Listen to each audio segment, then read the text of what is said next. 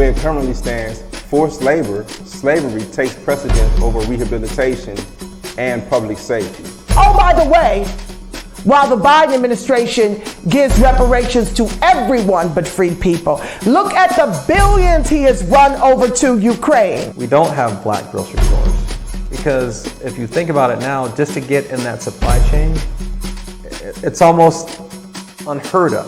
They don't want the truth to get out. Okay? I don't want to know what my family did or what all these people did and all this stuff like that. Okay? You read that 500-page report. There's this thing called white superiority and black inferiority. That mindset allows all of the behaviors that we've seen across generations, allows for the construction of these policies and practices and systems and structures that continue to oppress us. This is not a handout. This is a debt that is owed. You know, Allensworth was like the internet of his time in 1904, 1905. The total black population in California is about 2.6 million, and then of that, the descendants compose about 2.2 million of that. So California, with a multi-billion-dollar surplus, can absolutely afford to satisfy the international terms for reparations, beginning with compensation. Any financial obstacle that exists that impedes the success of increasing financial prosperity needs to be dealt with and eliminated. No matter where we've been, no matter what part of this fight we've been in, we've been harmed, and we've had harm done to us specifically. When I got to Los Angeles, this was some of the worst segregation I'd ever seen. And remember, I'm telling you, I'm from Mississippi. Because as you can see, I'm giving you broken history right now, you know? But I had to give it to you guys today. I said, no, I got to show them this because it's so precious and nobody really knows about it. Black people don't have that kind of luxury. Our historically black communities have been redistricted multiple times. Now listen, if you can't handle the TR roof, don't tune in.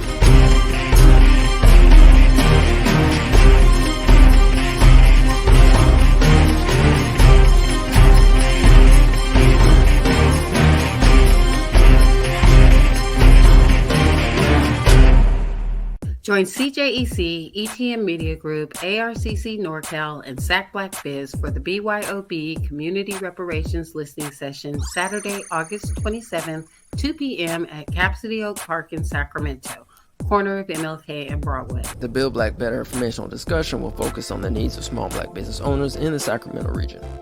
What types of reparations proposals would help create a thriving black business community? Come share your thoughts, your ideas, your story, learn more, and let your voice be heard.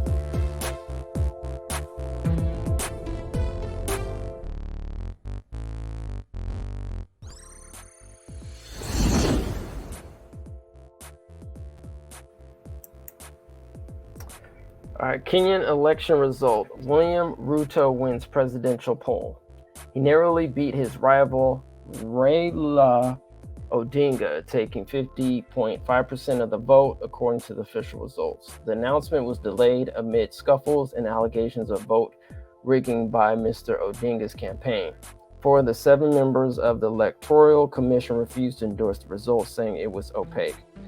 We cannot take ownership of the result that is going to be announced because of the opaque nature of this last phase of the general election, said Juliana Cherrera, the vice chairperson of Independent Electoral and Boundaries Commission, IEBC.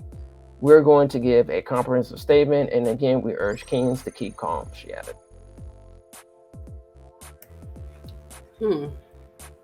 All right. Here in Sacramento, we have an article that this is not ending homelessness. Advocates file complaint against Sacramento measure. Measure O is set to go before voters on the November ballot. Voters in Sacramento will be able to vote on an ordinance that will allow the city to clear homeless camps if there aren't enough emergency shelter. If there is enough emergency shelter space available. The Sacramento City Council voted to put the Emergency Shelter and Enforcement Act of 2022, also known as Measure O, on the upcoming November ballot. 4 Sacramento organizers, each of which helps people who are experiencing homelessness, want Measure O off the ballot and are taking the issue to court. Mark Marin, the lawyer representing the petitioners, filed a petition and complaint in the state court to keep the measure off the ballot. This is not ending homelessness, Crystal Sanchez, the president of Sacramento Homeless Union, said Tuesday. This is not problem solving or solution building. If Measure O stays on the ballot and passes, it would only work if the city and Sacramento County enter a legally binding partnership ensuring the county would provide mental health, substance abuse, and other resources and services. The measure would allow the city to clear homeless encampments if enough emergency shelter space is available for unhoused people who would be moved. Okay. So what that is saying that if there's enough space in these shelters, you'll be moved around. It sounds like vagrancy laws to me. Vagrancy laws, modern day vagrancy laws. Forcing people to go to a shelter is almost like forcing people to go to jail, in my opinion. But I guess they'll leave that up to the voter if this measure makes it to the ballot. So it looks like the president, Boyd,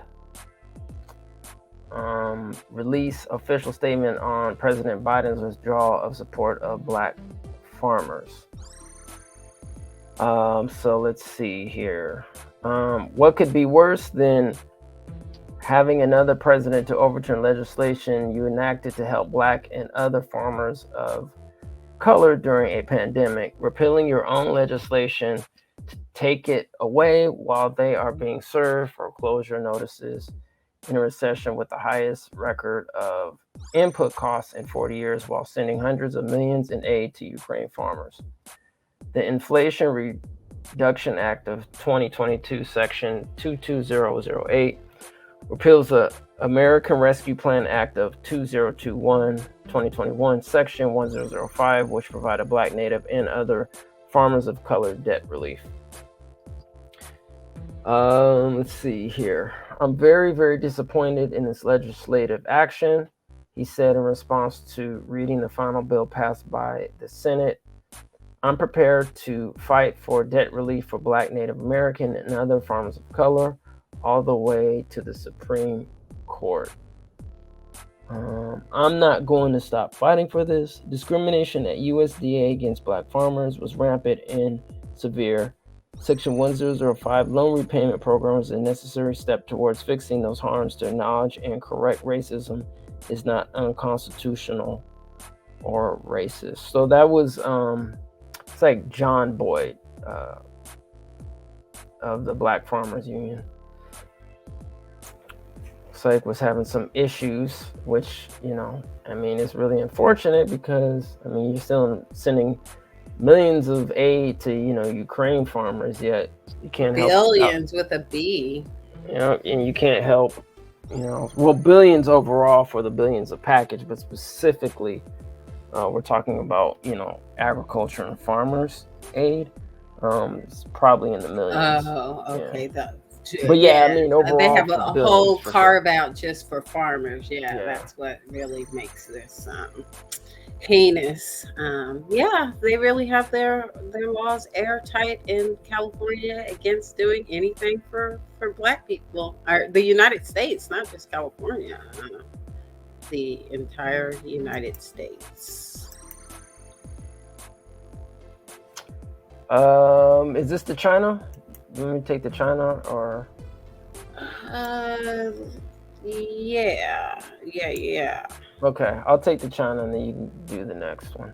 All right, China announces new drills as U.S. delegation visits Taiwan. China announced more military drills around Taiwan as the self-governing island's president met with members of a new U.S. congressional delegation on Monday, threatening to renew tensions between Beijing and Washington after a similar recent visit by U.S. House Speaker Nancy Pelosi angered China. Pelosi was the highest level member of the U.S. government to visit Taiwan in 25 years, and her trip promoted nearly 2 weeks of threatening military exercises by China, which claims the island as its own. In those drills, Beijing fired missiles over the island and onto the Taiwan Strait and sent warplanes and Navy ships across the waterway's midline, which has long been a buffer between the sides that split amid civil war in 1949. China accuses the U.S. of encouraging the island's independence through the sale of weapons and engagement between U.S. politicians and the island's government. Washington says it does not support independence, has no formal diplomatic ties with the island, and maintains that the two sides should settle their dispute peacefully. But it is legally bound to ensure the island can defend itself against any attack. So America fighting for Taiwan's independence. That's rich. OnlyFans model Courtney Clenney charged with murdering boyfriend at their Miami apartment. Now, this murder took place back in April. I wasn't going to give it any energy, but now that they've arrested this woman for murdering this man, we'll go ahead and give you an update. OnlyFans star Courtney Clenney has been charged with murder in the stabbing death of her estranged boyfriend at their Miami apartment earlier this year, according to reports. The 25-year-old influencer, who goes by Courtney Taylor on social media, was arrested in Hawaii on Wednesday and is currently awaiting extradition to Florida, where she'll face a second-degree murder charge for allegedly killing 27-year-old Christian Abumseli in April. Her defense attorney, Frank Preto, confirmed to the Miami Herald. Clenney had been at a rehab facility in Hawaii for substance abuse and post-traumatic disorder when she was picked up by police, her attorney said. Quote, "I'm completely shocked, especially since we're cooperating with the investigation in order to voluntarily surrender if she were charged," end quote, Preto told the paper. We look forward to clearing her name in court. All right, let's check out some video of Ms. Courtney Clenney and Christian Abumseli. Here we go.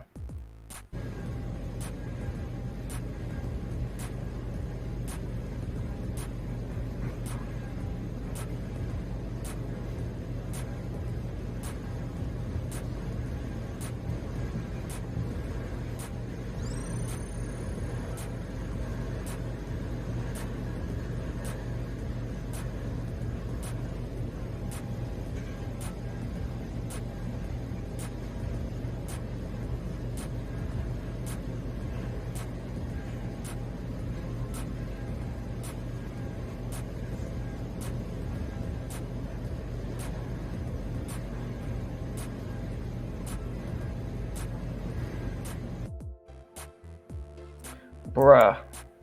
That's all I gotta say. Yeah. The model's arrest comes almost 4 months after prosecutors reopened a probe into the fatal stabbing. So it took them 4 months to arrest her, and they're saying that video provided new evidence showing that she, was the aggressor in this relationship. So yeah, you gotta charge that one to the gang.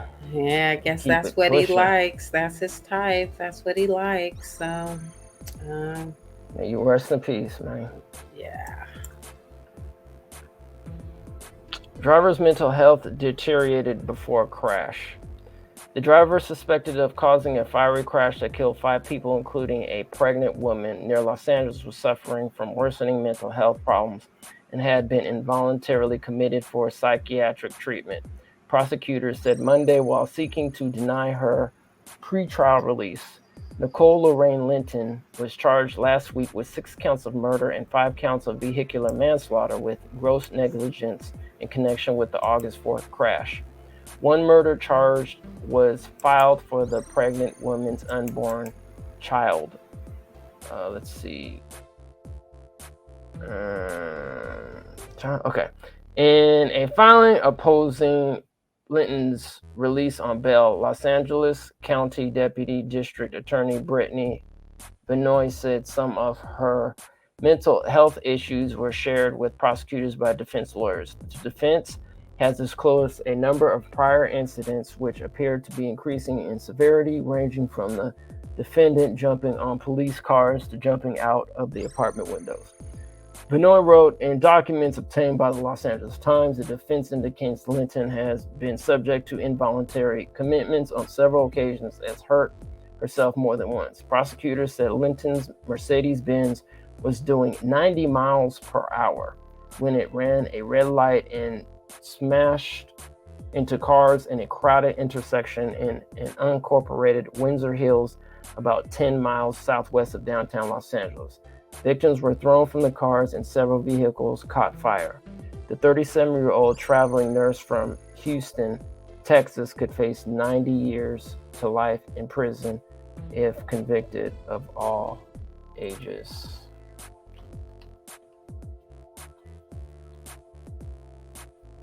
So yeah, that's just tragic all around.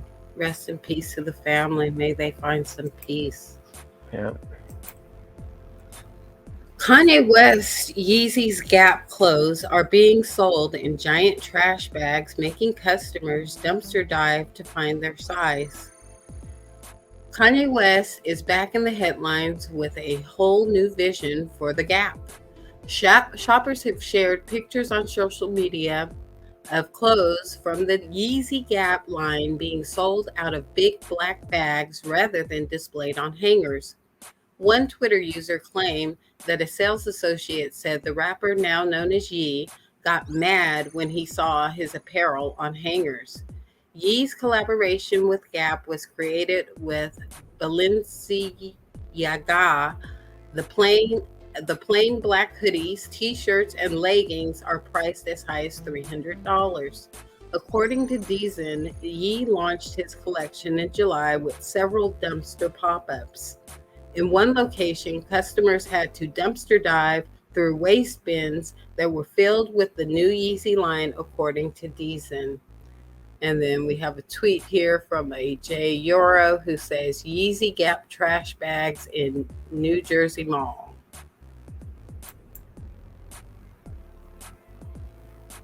So would you dumpster dive for your new Yeezy? Absolutely not. So is this more Yeezy genius here, just showing the juxtaposition between the haves and have not, making people confront their privilege by digging, a simulated dumpster diving for their $300 hoodie sweatshirts? Great question. I don't know. Maybe you should ask Kanye himself. All right. Maybe I will. Man killed himself after ramming U.S. Capitol barrier. A man drove his car into a barricade near the U.S. Capitol early Sunday and then began firing gunshots in the air before fatally shooting himself, according to police who said he did not seem to be targeting any member of Congress. The incident happened just before 4 a.m. at a vehicle barricade set at East Capitol Street Northeast and 2nd Street Southeast in Washington. It comes at a time when law enforcement authorities across the country are facing an increasing number of threats, and federal officials have warned about the potential of violent attacks on government buildings in the days since the FBI search of former President Donald Trump's Mar-a-Lago estate in Florida. The attack is reminiscent of an incident when a man drove a vehicle into 2 Capitol Police officers at a checkpoint in April 2021, killing an 18-year veteran of the force. And many on Capitol Hill remain on edge after supporters of then President stormed the Capitol on January 6, 2021.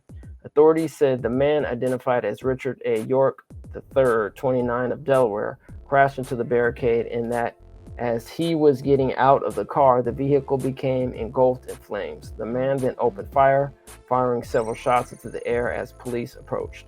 Capitol Police said the man shot himself as the officers neared. He was later pronounced dead. All right, here's an update to the story we brought you previously about the IRS adding 87,000 new IRS agents. Here's a little bit of information on the job description. IRS careers, we're hiring special agents now. Click here to apply. Who are we? Criminal Investigation, CI, is the law enforcement branch of the IRS. Our mission is to serve the American public by investigating potential criminal violations of the IRS Internal Revenue Code and related financial crimes in a manner that fosters confidence in the tax system and compliance with the law. As a special agent, you will combine your accounting skills with law enforcement skills to investigate financial crimes. Special agents are duly sworn law enforcement officers who are trained to follow the money, no matter what the source. All income earned, both legal and illegal, has the potential of becoming involved in crimes which fall within the investigative jurisdiction of the IRS criminal investigation. Because of the expertise required to conduct these complex financial investigations, IRS special agents are considered the premier financial investigators for the federal government. Criminal investigation special agents are part of a diverse workforce that mirrors the tax-paying public we serve. To learn more about us, visit our criminal investigations page or read our 2021 annual report. So this story, yeah. Well, I mean, maybe you should click to apply. See what this is all about. Maybe we can use some Black special agents on the force there. But there's more to this story. Some information that was going around on Twitter here. This is a tweet from a Ford Fisher. It looks like he has a blue check there, so he's probably a pretty popular guy. This was posted on August the 10th. He says the IRS is hiring new special agents. Requirements include working minimum 50 hours per week, which may include irregular hours, and be on call 24/7, including holidays and weekends, and carry a firearm and be willing to use deadly force if necessary. He also posted a screenshot with those major duties there. I won't read through all of them. You can take a screenshot if you want to take a closer look. But down here, second to the last bullet point, carry a firearm and be willing to use deadly force if necessary is listed as one of the major duties of this position. Later on August 10th, it's still the same day here, Ford Fisher posts again. The job description page that I linked to the screenshot at the beginning of this thread is now unavailable on the IRS website. So it looks like they pulled the job announcement down. The story continues. Let's see here. Oh, looks like the third piece of this story. Let me see if I can pull this in really quickly. All right, well, while you're doing that, that's this sounds like more like a military operation. Like you're signing up for like the military. On call for 50 hours per week, be on call 24/7 and carry a firearm. Follow the money. What's really going on? Yeah, this definitely doesn't seem like IRS, because last time I checked, isn't IRS a financial institution, like an accounting institution, counting the money? Like all of a sudden, y'all starting to need like firearms and stuff. Man, this is crazy. Yeah, I think there's going to be a lot more to this story, but these 87,000 IRS agents will be coming our way soon. So as the story continues, on August 11th, Ford Fisher posts again, the IRS has removed the line, carry a firearm and be willing to use deadly force if necessary from their IRS criminal investigation special agent listing following the fiasco yesterday. He provides a couple of links, major duties. So the updated major duties adhere to the highest standards of conduct, especially in maintaining honesty and integrity. Work a minimum of 50 hours per week, which may include irregular hours, and be on call 24/7 during holidays and weekends. Maintain a level of fitness necessary to effectively respond to life-threatening situations on the job. Be willing and able to participate in arrests, execute search warrants, and other dangerous assignments. That's the updated one. The one that was updated included all of those bullet points, but as you can see here, the one with the little arrow pointing to it, carry a firearm and be willing to use deadly force if necessary, has been removed from the job description. Language, at least, but I'm not so certain that it's removed from the actual job description. And I'm putting up a couple of air quotes there. Well, there you go. Where do you go when you gotta go? America's public bathroom shortage. If a person has to go to the bathroom while in public, it may be difficult to find a toilet without some sort of catch. Often it's in a coffee shop, a convenience store, a pharmacy, or another private building, so it's not a true public toilet.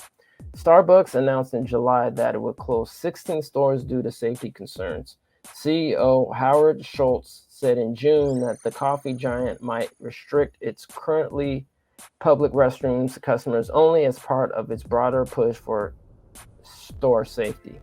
So if Starbucks decides to no longer service America's public restroom, where will people go? Where will people be able to go?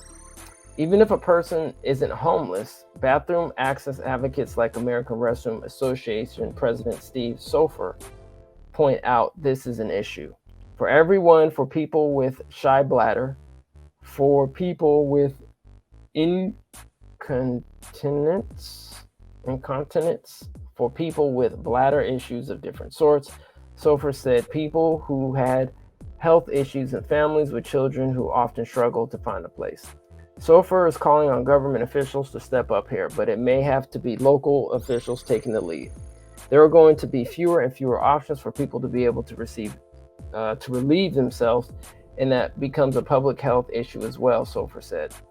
The consequences can be deadly for communities if no bathrooms are available. In 2017, at least 16 people died and hundreds more got sick in San Diego in an outbreak of hepatitis A. The disease spread largely due to contact with fecal matter and public defecation. The city acknowledged that a lack of public restrooms, especially for unhoused people, was part of the issue and helped contain the outbreak by installing public toilets and hand washing stations. But even then, a lack of funding or upkeep can quickly lead to toilets disappearing. Earlier this year, San Diego State University's researchers reported that many toilets were closed after the you-know-what pandemic, that nearly half the county census tracts, home to 40% of the population, had no public restrooms. I mean, that's Wow. true. There's a restaurant that I was eating at. They were next to a Starbucks, and they were like, "Oh no, yeah, we keep our restrooms locked during business hours, even for customers, because they said they just don't have the staff on hand. They were having a staffing shortage and didn't have people to go in and clean the restrooms." And she said, especially when the homeless come in there, they can make a big mess. They don't have time to clean the restrooms. So they were like, we don't even allow our customers to use our restrooms, but you can go next door to Starbucks. Yeah, that's really bad, and this I mean, you gotta unfortunately put the responsibility on, to our government officials. They need to supply the public with proper bathrooms and sanitation. I mean, that's unhealthy, and that's a public hazard. Yeah, yeah, they do need to do better in that regard. Like they said, you can't expect the business owners just to become the public restrooms. U.S. Department of Education. Education Department approves $3.9 billion group discharge for 208,000 borrowers who attended ITT Technical Institute. And this is an article from August 16th, which was yesterday. Today, the U.S. Department of Education Department announced that it will discharge all remaining federal student loans that borrowers received to attend ITT Technical Institution from January 1st, 2005 through its closure in September 2016. The decision, which follows departmental findings based on extensive internal records, testimony from ITT managers and recruiters, and firsthand accounts from borrowers, will result in 208,000 borrowers receiving $3.9 billion in full loan discharges. This includes borrowers who have not yet applied for the borrower's defense repayment discharge. These borrowers will have the federal student loans they received to attend ITT discharge without any additional action on their part. Quote, it is time for the student borrowers to stop shouldering the burden from ITT's years of lies and false promises, end quote, said the U.S. Secretary of Education, Miguel Cardona. The evidence shows that for years, ITT's leaders intentionally misled students about the quality of their programs in order to profit off federal student loan programs, with no regard for the hardship this would cause. The Biden-Harris administration will continue to stand up for borrowers who have been cheated by their colleges while working to strengthen oversight and enforcement to protect today's students from similar deception and abuse. The department also announced that it formally notified DeVry University that it is required to pay millions of dollars for approved borrower defense applications. DeVry can submit information and arguments for why it should not be required to pay these liabilities or request a hearing before the department's Office of Hearings and Appeals. So see how easy that was with the stroke of a pen? Yep. To make these people that were harmed whole? Yep. Sound familiar? There you go. The rise of the one-day work week for office commuters. The number of people coming into the office once a week has soared in recent months as employers from Apple Inc. to Peloton set deadlines for their return. A full 50% of the office visits globally were just once a week in the second quarter, up from 44% in the first quarter, according to data from Basking, a workplace occupancy analytics company. At the same time, fewer people made the commute 4 to 5 days a week, especially in large cities. Recession fears have many wondering whether a return to office crackdown might be around the corner. Major companies like Tesla Inc. and Goldman Sachs Group Inc. are at the forefront of this effort. And even best-selling author Malcolm Gladwell has said people need to be in the office to have a sense of belonging. Yet many employees still feel comfortable ignoring mandates in the tight labor market, with the demand for workers far outpacing the supply chain. Even with most firms implementing a 3 days in the office hybrid policy, most employees prefer visiting the office just once a week. Eldar Gizastov, Basking's chief executive officer, wrote in the report, "The pandemic has accustomed people to work remotely, and then there's not a concrete reason in most professions to return into the offices. And in more Twitter news, we have a tweet from Nas Esquire 316 from August 10th. It says the Kenyan CEO of Essence, Caroline Wagner, tried to poison the minds of Black Americans at the Essence Festival because now that lineage-based policy is on the move, Black Americans will question why a Kenyan is running Essence. She is obviously threatened by this. Let's see what she had to say in speaking with her audience. Optimal health because we started at the wrong place. Your foot is broken and you're over here trying to make sure your face look good. But you can't walk. The last one is world. What does that mean? It means something really simple that is a pet peeve of mine that I'm gonna put on the table and then I'm gonna shut up. All this BS about African versus US black versus Caribbean black versus Canadian black versus Antarctica black. I don't have facts to prove that. We everywhere. Arctic black.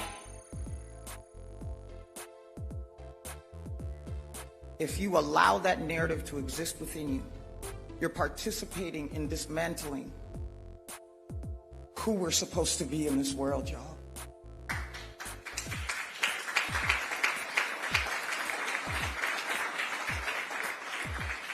Rich and I are no less dedicated to the black community in the US than we are to the black community in Africa and in the Caribbean and in Europe. And the fact that our descent is African and your descent might be different does not mean that we can't represent all.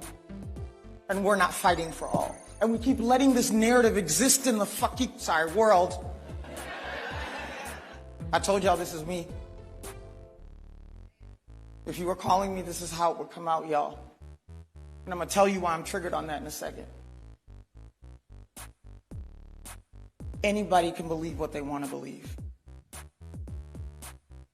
What I need the world part of this to do is to proactively dismantle the part of that conversation that is about if you ain't a black, I certify you don't deserve to help make black better. Because the amount... Okay.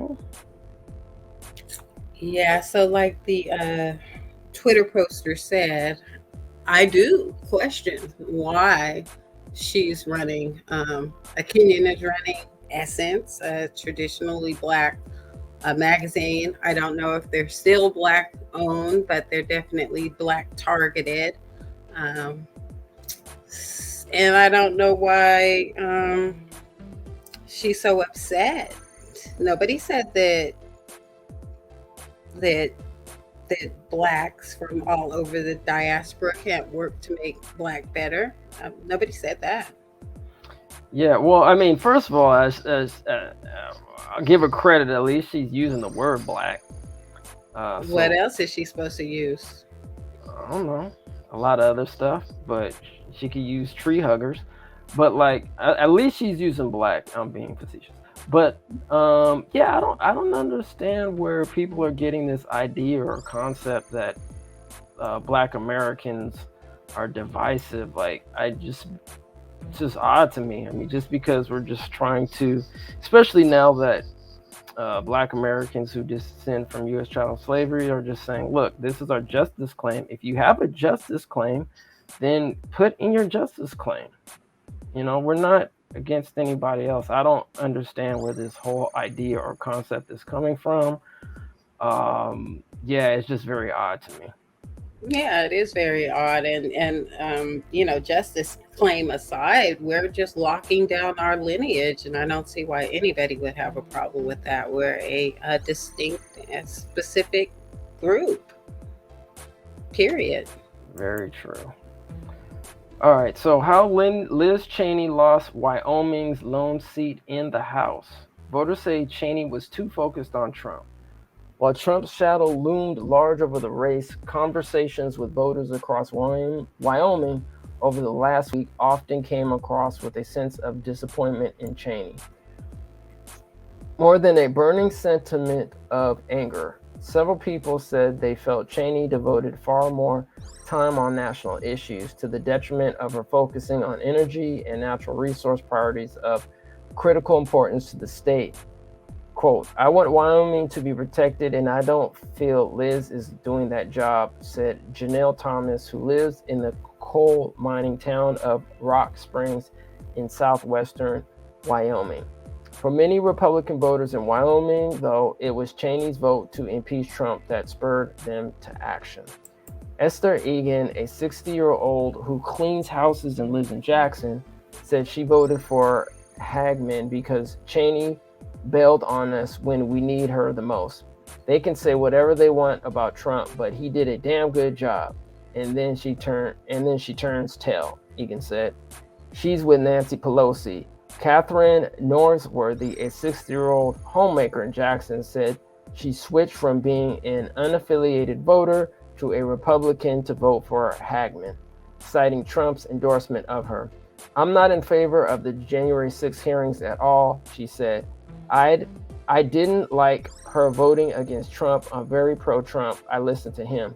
Going down swinging, Cheney was by far the most prominent of the 10 House Republicans to vote in January 2021 for Trump's impeachment. She revealed her decision to do so the day before the House vote, saying in a statement that Trump summoned this mob, assembled the mob, and lit the flame of this attack. Everything that followed was his doing. The retribution she faced within the GOP built over the following months. In May 2021, House Minority Leader Kevin McCarthy publicly endorsed removing Cheney from her position as the number 3 spot in the party's leadership team. That same month, the House GOP removed Cheney from her leadership post on a voice vote. She followed the ouster by telling reporters in a preview of how she would approach the following year and her re-election campaign. I will do everything I can to ensure that the former president never again gets anywhere near the Oval Office. July 2021, Cheney accepted a position as one of the 2 Republicans, along with retiring Illinois Republican Adam Kinzinger, on a House Select Committee investigating the January 6, 2021 insurrection. Yeah, so I mean, that's how we're going to have to get these politicians out the paint that aren't serving our best interests. I mean, be forewarned. Be forewarned. So that's about it, right? Yeah, so that is in the news.